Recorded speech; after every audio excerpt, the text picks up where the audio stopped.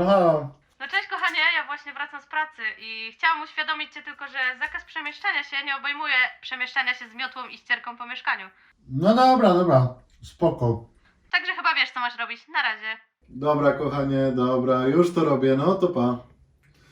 Ja nawet mam pomysł, jak się za to ciekawie zabrać.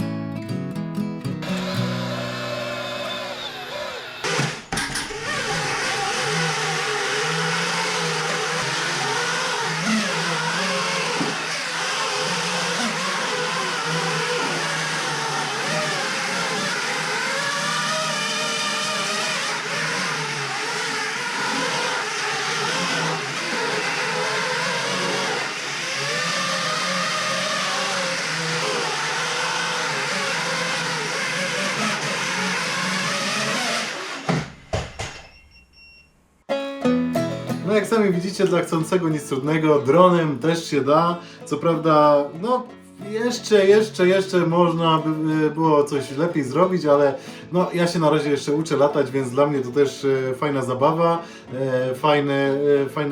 fajna też możliwość rozwoju, więc no co, no będę też próbować coś może nowego tutaj w domu wykorzystać, skoro i tak musimy zostać w domu, to fajnie się przy tym uczyć, więc do tego również Was zachęcam.